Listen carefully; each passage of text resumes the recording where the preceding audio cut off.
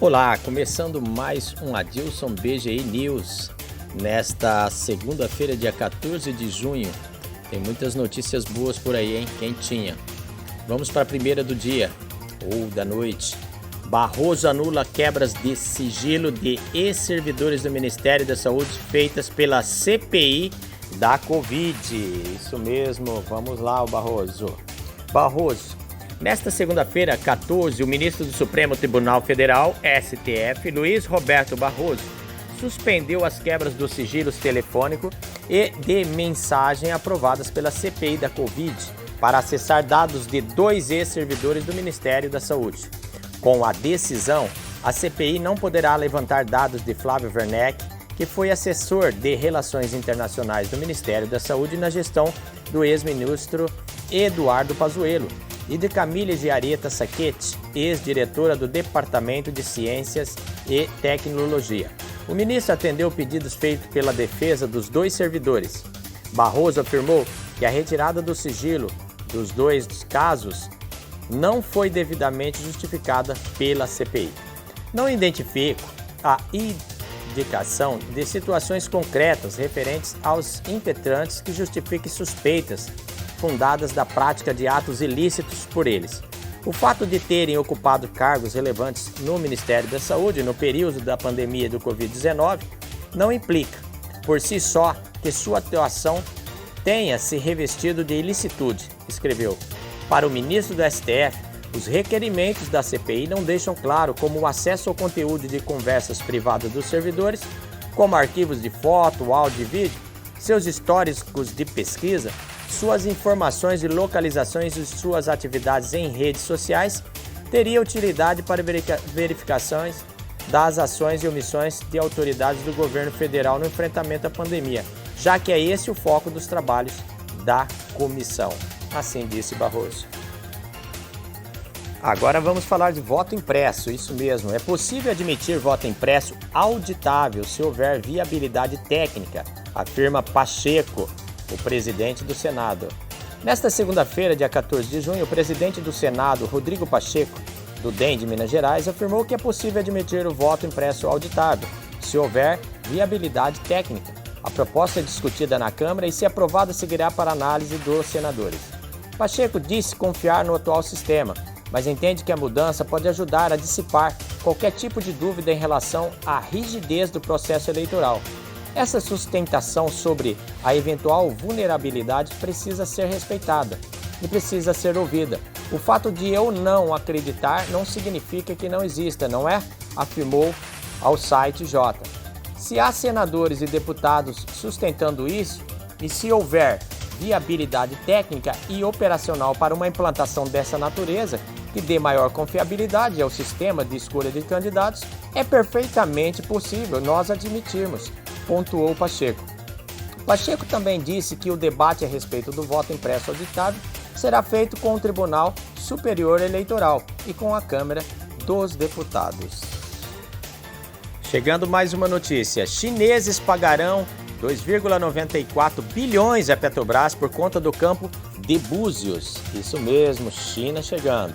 A Petrobras assinou um contrato de coparticipação do campo de Búzios e receberá 2,94 bilhões à vista do consórcio formado pelas companhias chinesas CNOOC, Petróleo Brasil Limitada, e a CNODC, Brasil Petróleo e Gás Limitada. O campo de Búzios, na Bacia de Campos, é considerado pela estatal como o maior campo de petróleo em águas profundas do mundo. Com área de 850 km², o campo pode produzir em média mais de 50 mil barris de óleo por dia. As negociações do contrato de coparticipação tiveram início após a licitação dos direitos de exploração e produção do volume excedente da seção onerosa, em 6 de novembro de 2019. Na ocasião, a Petrobras adquiriu 90% dos direitos de exploração e produção do volume excedente, em parceria com a CNODC, 5%, e a CNOOC, mais 5%. O acordo da Petrobras com as companhias chinesas faz parte de um plano de desenvolvimento do campo. É o objetivo a instalação de 12 unidades de exploração até o final da década. Ao término da fase de desenvolvimento, a Petrobras espera que o campo de Búzios produza mais de 2 milhões de barris de óleo equivalente por dia. O acordo precisa de aprovação da Agência Nacional de Petróleo, Gás Natural e Biocombustíveis, ANP. A Associação de Juristas Evangélicos declara apoio a André Mendonça ao STF.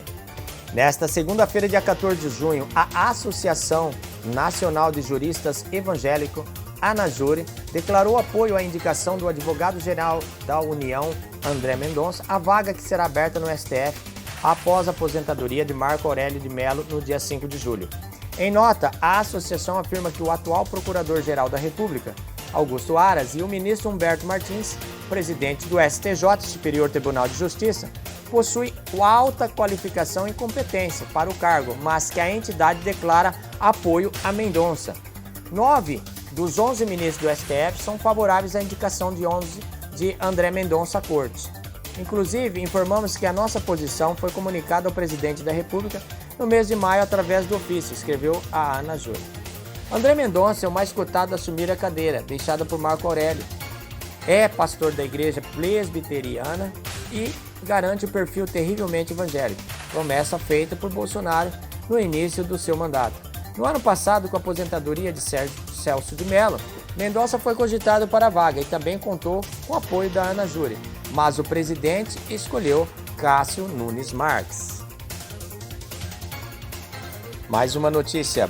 Bolsonaro, ele disse: Dória tem sede de poder e não consegue administrar São Paulo. Na manhã desta segunda-feira, dia 14, o presidente da República, Jair Bolsonaro, voltou a rebater os ataques feitos pelo governador de São Paulo, João Dória, do PSDB. Em conversa com apoiadores ao deixar o Palácio do Alvorada, o presidente afirmou que o tucano só pensa em ocupar sua cadeira no Planalto. É sede de poder do Dória. Não consegue administrar o estado dele e quer comandar o Brasil, disse. No fim de semana, após anunciar a antecipação do cronograma de vacinação contra a Covid-19 no estado de São Paulo, Dória trocou mensagens ríspidas com o ministro da Saúde, Marcelo Queiroga, pelo Twitter. Hoje pela manhã, o governador paulista voltou a atacar Bolsonaro. Falta ao governo federal se empenhar mais no trabalho e menos no lazer. O governo federal procura fazer diversão com motocicleta, jet ski e futebol, disse o João Dória a respeito de Bolsonaro. Twitter derruba milhares de seguidores de perfis conservadores. Isso mesmo. Vários influenciadores de direita foram surpreendidos ao abrir o Twitter no início da tarde desta segunda-feira, dia 14 de junho. O número de seguidores de diversos perfis conservadores na plataforma despencou. Entre alguns dos atingidos pela limpeza estão o ex-ministro Abraham Weintraub, os deputados Bruno Engler, Alê Silva e Paulo Eduardo Martins, o vereador Nicolas Ferreira, a youtuber Bárbara do canal Te Atualizei, Felipe Martins, assessor da Presidência da República, a jornalista Fernanda Salles e o apresentador Ricardo Carlini. O empresário Otávio Faccouri, que perdeu mais de 6 mil seguidores, reclamou que sua conta chegou a ser desativada, mas conseguiu reativar. Além desses perfis, outras dezenas de pessoas também relataram problemas com a rede social nesta segunda. O Twitter Brasil ainda não se manifestou oficialmente sobre o assunto. Lastimável isso, né? Muito lastimável. Mais uma do STF, agora com Fachin. Fachin libera para julgamento no STF pedido do PSDB para obrigar Bolsonaro a usar máscara, isso mesmo. O ministro do Supremo Tribunal Federal, STF, Edson Fachin, liberou para julgamento uma ação em que o PSDB pede que a corte obrigue o presidente Jair Bolsonaro a usar máscara e respeitar o distanciamento social. A ação do PSDB também visa proibir Bolsonaro de incentivar a desobediência às orientações contra a Covid-19. Porém, a ação ainda não foi incluída na pauta do plenário pelo presidente do STF, Luiz Fux. Na semana passada, o Procurador-Geral da República, Augusto Aras, defendeu na corte a rejeição do pedido, alegadamente por questões técnicas. Isso é um absurdo. Chegando mais uma do STF. Lewandowski mantém quebra de sigilo telefônico de Pazuello, Araújo e Mayra Pinheiro. Isso mesmo. Na noite deste sábado, dia 12, o ministro do Supremo Tribunal Federal, STF, Ricardo Lewandowski, negou o apelo do ex-ministro da Saúde, Eduardo Pazuello, e da secretária da Gestão do Trabalho e da Educação do Ministério da Saúde, Mayra Pinheiro, contra sua quebra de sigilo telemático, envio de dados pela internet e eletrônica aprovado na CPI da Covid nesta semana. Na decisão, Lewandowski destacou que até mesmo as informações deles relacionadas com as investigações devem ser mantidas entre senadores integrantes da CPI, pelas partes e por seus advogados. Lewandowski acrescentou que esses dados só devem vir a público depois que o relatório final da investigação for divulgado. O material arrecadado poderá compreender informações e imagens que diz respeito à vida privada do impetrante e de terceiras pessoas, razão pela qual advirto que os dados e informações concernentes a estas deverão permanecer sob rigoroso sigilo, acrescentou Lewandowski. Como se sabe, as comissões parlamentares de inquérito não são dotadas de quaisquer competências sancionatórias, quer dizer, não têm o poder de punir quem quer que seja. No entanto, desempenham um relevantíssimo papel institucional na elucidação de fatos de interesse da coletividade, sobretudo daqueles que, em condições normais, não viriam ao conhecimento da sociedade ou de autoridades competentes para avaliá-los, segundo as óticas políticas e jurídicas, respectivamente, pontuou o ministro nas duas decisões. Chegando mais uma notícia quentinha. O Ministério Público de São Paulo abre inquérito para investigar organizadores de motociata pró-Bolsonaro. Nesta segunda-feira, dia 14 de junho, o Ministério Público de São Paulo, MPSP, instaurou um inquérito para apurar se os organizadores da motociata a favor de Bolsonaro devem ser responsabilizados pelo descumprimento de protocolos sanitários contra a Covid-19. A investigação pode resultar em uma ação civil pública contra os coordenadores do evento, que ocorreu neste sábado, dia 12. O promotor Arthur Pinto Filho, que assinou a portaria formalizando a abertura do inquérito, diz que o grupo descumpriu o decreto estadual que obriga o uso de máscara em locais públicos e deu péssimo exemplo à sociedade. Busca-se, com o presente inquérito civil, identificar as lideranças que descumpriram normas sanitárias, qualificá-las, dar oportunidade para que, se desejarem se manifestarem no auto, para que, ao final, não havendo termo de ajustamento de conduta, sejam responsabilizadas por dano moral e social coletivo por meio de ação civil pública, escreveu na decisão. Uma cópia do documento foi encaminhada ao Ministério Público Federal, MPF, responsável por investigar autoridades com foro privilegiado, para os que os procuradores avaliem se a conduta de Bolsonaro também deve ser apurada. No fim da semana, o presidente, seu filho Eduardo Bolsonaro e o ministro da Infraestrutura, Tarcísio Gomes de Freitas, foram multados pelo governo de São Paulo por não usarem máscara durante a motociata. É inacreditável isso. Mas fazer o que, né? Até tô vendo nos comentários aqui que diz: ridículos, esquerda patética, a inveja polui a mente dos perdedores. Infelizmente é isso. Bolsonaro agradece parceria de Netanyahu e dá boas-vindas ao novo premier israelense. Na tarde desta segunda-feira, dia 14 de junho, o presidente Jair Bolsonaro cumprimentou o novo primeiro-ministro israelense, Naftali Bennett, e agradeceu ao grande amigo Benjamin Netanyahu. Veja a declaração do presidente que ele postou no Twitter. Agradeço a Netanyahu, meu grande amigo, pelo ótimo trabalho que pudemos desenvolver juntos no fortalecimento da parceria entre os nossos países e na promoção do bem-estar dos nossos povos. Tenho certeza que a sorte e o seu intenso e imenso talento não lhe faltarão nesta nova etapa, escreveu o presidente em uma rede social. Também dou as boas-vindas ao novo governo israelense e desejo sucesso ao premier Naftali Bennett e ao ministro das Relações Exteriores, Yair Lapid, parabenizando-os pelo êxito nas eleições e na formação do governo. estejam certos de que o Brasil não faltará a Israel e aos judeus. O novo primeiro-ministro de Israel lidera o partido Yamina, que defende o ultraliberalismo econômico, a linha dura contra o Irã e a anexação de quase 2/3 da Cisjordânia ocupada. Mais uma do STF. Lula pede que STF considere Moro parcial em outros processos. Isto mesmo. A defesa do ex-presidiário Lula, do PT, apresentou uma petição ao Supremo Tribunal Federal, o STF, para que a decisão em que o juiz Sérgio Moro fosse considerado parcial seja estendida para outros processos em que o petista é réu. Em 23 de março, a segunda turma do STF, por 3-2, decidiu que Moro foi parcial na condução do processo do Triplex, que rendeu a primeira condenação contra Lula em processos da Lava Jato.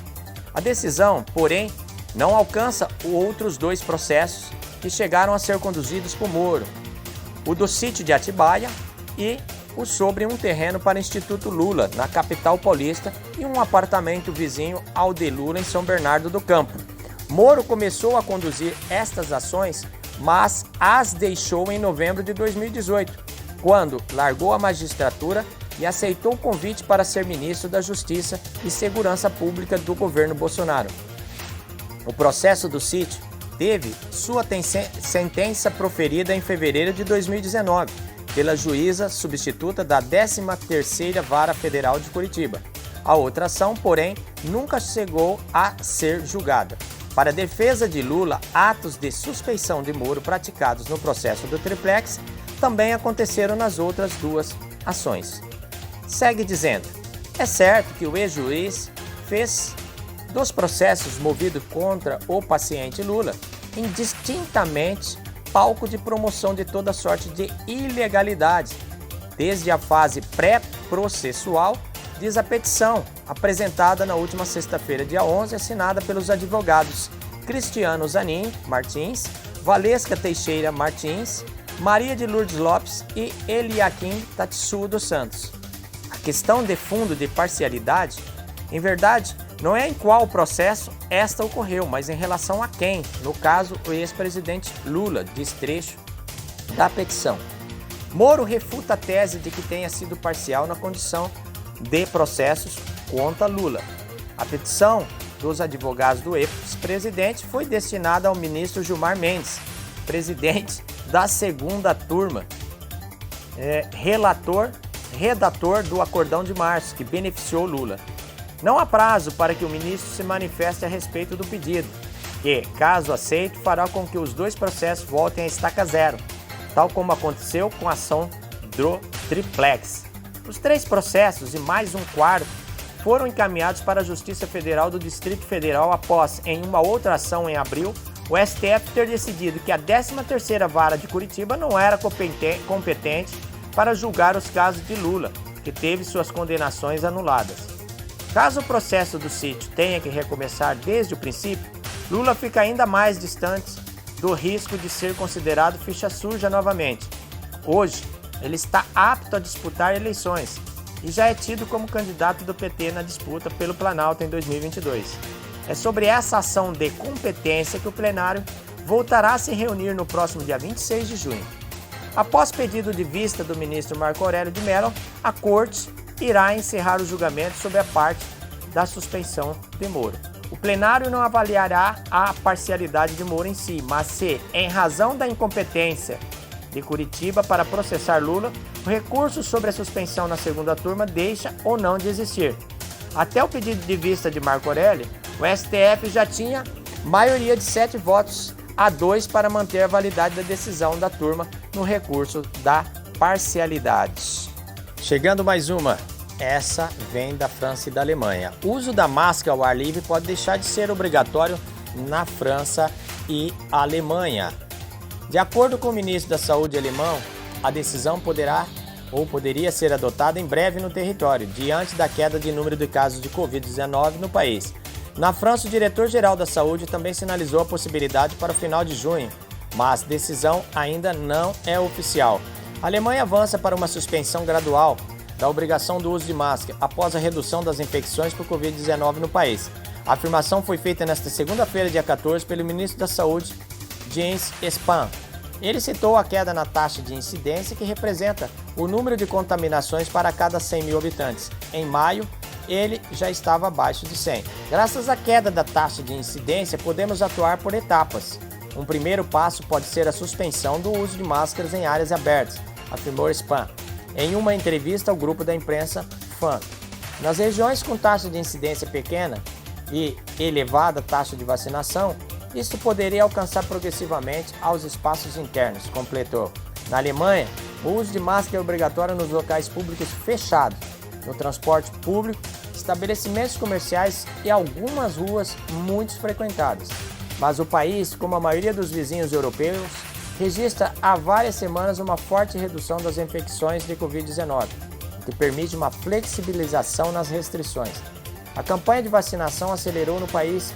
48,1% dos alemães receberam ao menos uma dose e 25,7% da população está completamente imunizada. Desde meados de maio, as autoridades flexibilizaram várias medidas contra a Covid-19. Restaurantes, bares e lojas são essenciais, fechados durante vários meses, retomaram as atividades. A ministra alemã da Justiça, Christine Lambrecht, pediu às regiões do país que examinem em que a medida o uso da máscara continua sendo apropriado em seus territórios.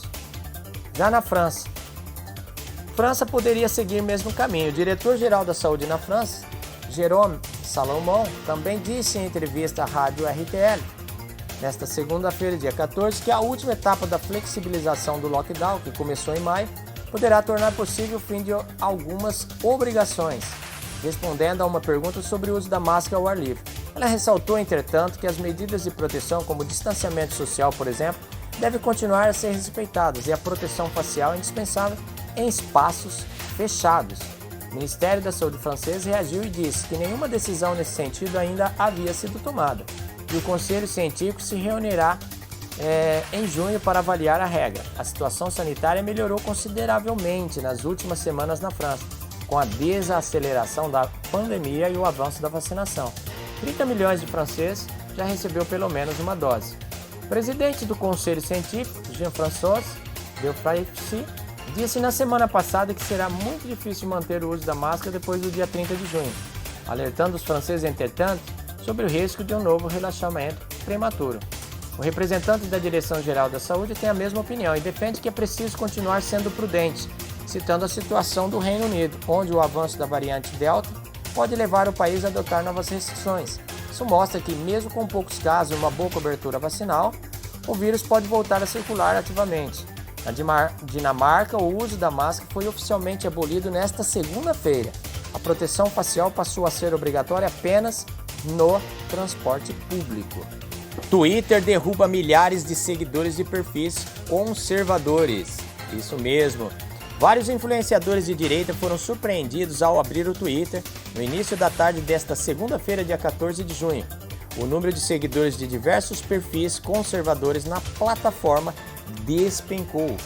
Entre alguns dos atingidos pela limpeza estão o ex-ministro Abraham Weintraub, os deputados Bruno Engler, Alê Silva e Paulo Eduardo Martins, o vereador Nicolas Ferreira, a youtuber Bárbara do canal Te Atualizei, Felipe Martins, assessor da Presidência da República, a jornalista Fernanda Salles e o apresentador Ricardo Carlini.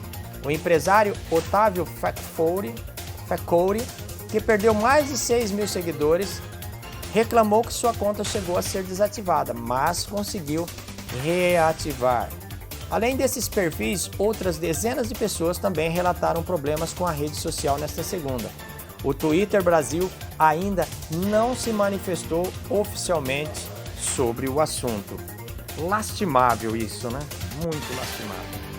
Mais uma notícia internacional. Líderes europeus oficializaram o passaporte digital de Covid.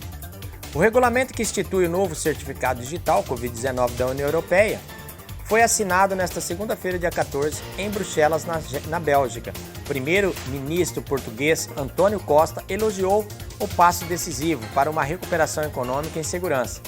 A presidente da Comissão Europeia, Ursula von der Leyen, e o presidente do Parlamento Europeu, David Sassoli, também estiveram presentes. Na declaração conjunta, Costa destacou a importância do novo certificado para o restabelecimento das liberdades na movimentação, bem como para a recuperação econômica da região. O certificado digital é uma ferramenta inclusiva, inclui pessoas que se recuperaram da Covid-19, pessoas que testaram negativo e pessoas que foram vacinadas.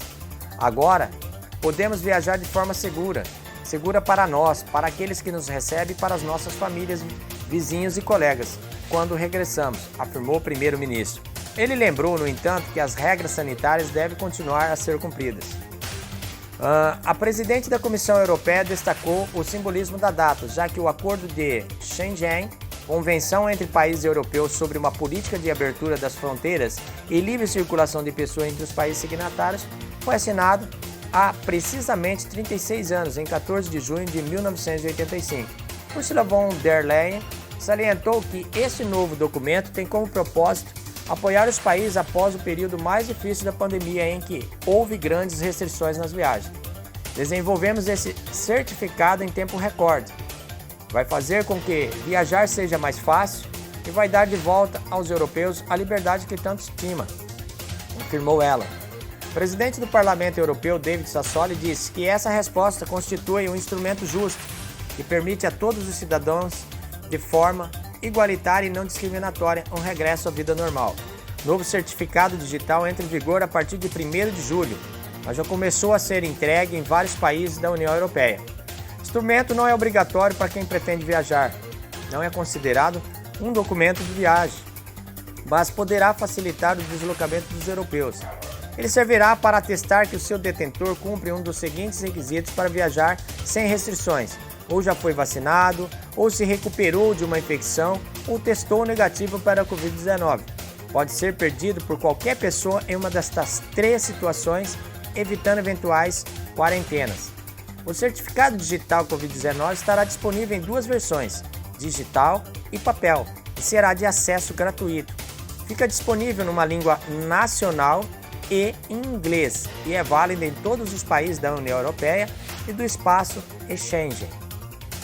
Chegando à última notícia, vamos lá. Guedes reafirma a prorrogação do auxílio emergencial por mais 3 meses. O governo vai prorrogar o auxílio emergencial aos mais vulneráveis por mais 3 meses, reafirmou o ministro da Economia, Paulo Guedes, na manhã desta segunda-feira, dia 14 de junho.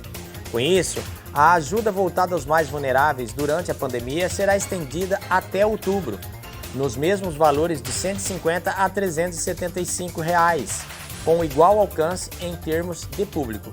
Hoje, o auxílio contempla cerca de 39,1 milhões de brasileiros.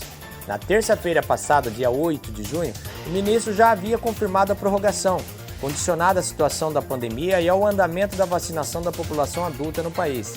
De acordo com Guedes, o Ministério da Saúde informou que toda a população adulta estará vacinada contra a Covid-19 até outubro. Até que isso aconteça, o governo quer garantir a proteção dos vulneráveis, daí a necessidade de extensão do auxílio. O ministro ressaltou ainda que a política vem sendo conduzida pelo Ministério da Cidadania e a decisão final sobre a extensão é do presidente Jair Bolsonaro. Para bancar a prorrogação, deve ser aberto um crédito extraordinário de 20 bilhões. O número final ainda está sendo refinado a partir dos dados dos pagamentos realizados em junho. A prorrogação deve ocorrer por medida provisória. É isso aí, pessoal. Muito obrigado. Adilson BGI News fica por aqui. Quem não se inscreveu ainda, se inscreva no nosso canal. Ative o sininho para receber as nossas notificações. Deixe seu like se gostou e compartilhe para ajudar o canal a crescer. Mais uma vez, muito obrigado. Até a próxima.